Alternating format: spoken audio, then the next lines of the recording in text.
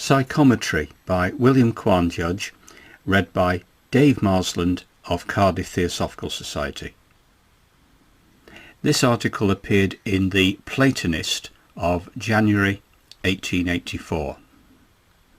The name psychometry has been given to a faculty which it is claimed inheres in about 7 out of every 10 persons, but it seems to me to be a designation at once inadequate and inaccurate, because it does not express to the mind all that is intended to be conveyed. Expressed in many words, the power to psychometrize means the power to bring up before the mental or spiritual eye a panoramic view of all that has occurred to the object examined. The use of the word psychometry came about because it was laid down by Professors Buchanan and Denton that by the power one measured the soul of the thing.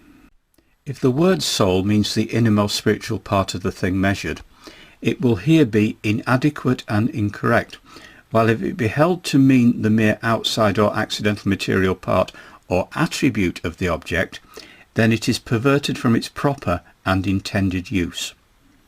The phenomena taken into consideration in the pursuit of psychometry belong almost entirely to accidental or exterior impressions which, while they percolate or permeate the whole mass of the object examined, never partake of its constitution or properties. At the same time, in psychometrizing an object, the faculty under consideration takes account of the spirit or soul of the object, so that we see that the designation soul measuring is not only inaccurate but also redundant. Some other word ought to be selected to express what we intend when we use the word psychometry. The science of today does not recognize psychometry because it does not allow that the human soul or mind has the power to produce effects which it admits can be produced by the use of chemicals or electricity.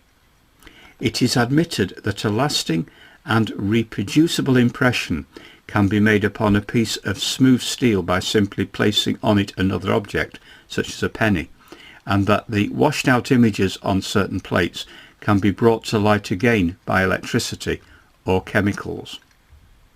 But they will not admit that a man can, by simply holding the same plates in his hand or to his forehead, take off and bring up clearly before his mind's eye the same old and obliterated impressions. What they do admit, however, proves that those impressions are really lasting and gives us ground for hoping that one day they will admit all the rest. If one will erect a paper screen, say 5 feet square, and stand behind it, he will find, of course, that the view in front is obstructed completely. But make a pinhole at the upper right-hand corner and place the eye thereat, what follows? He sees the objects which were hitherto concealed. Make another pinhole at the opposite corner, 5 feet away, and the same objects or scene can be observed in their entirety. This can, of course, be repeated at all parts of the screen. If at the time that he is looking at the screen in front through the pinhole at the upper right-hand corner, a camera lens is put through a hole in the centre of the screen, a photograph of all that he is looking at through the pinhole will be taken by the camera. This proves conclusively that the image of the object or scene is in part impressed or thrown against every part of the screen, and that the minutest point, or rather upon the very smallest piece of the screen, will be found a picture in its entirety of the whole object or scene that is before it, as well as a complete picture thrown over the whole body of the screen. An ancient familiar illustration will exemplify my meaning.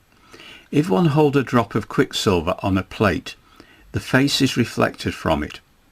If the drop be scattered into 1,000 smaller drops, each one reflects the face again, or, more easily understood yet, if 5 men stand in front of one man 10 feet away, each pair of eyes of the 5 sees the one man, proving that there exists on each separate retina a separate and complete image of the one object.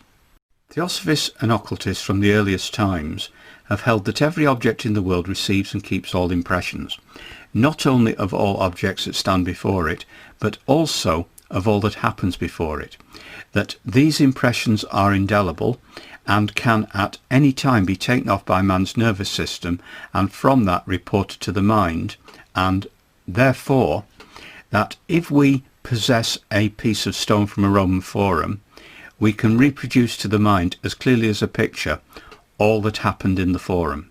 The use of the screen illustration and our insistence upon it was to show that no ridiculous or impossible claim is made when we say that the small fragment from the forum will give a complete picture and not a fragmental one.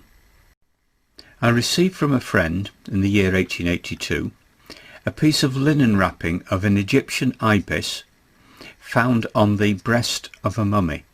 I handed it, wrapped up in tissue paper, to a friend who did not know what, if anything, was in the paper.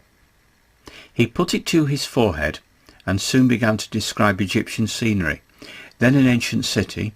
From that he went on to describe a man in Egyptian clothes sailing on a river, then that this man went ashore into a grove where he killed a bird, then that the bird looked like pictures of an ibis, and ended by describing the man as returning with the bird to the city, the description of which tallied with the picture and description of ancient Egyptian cities.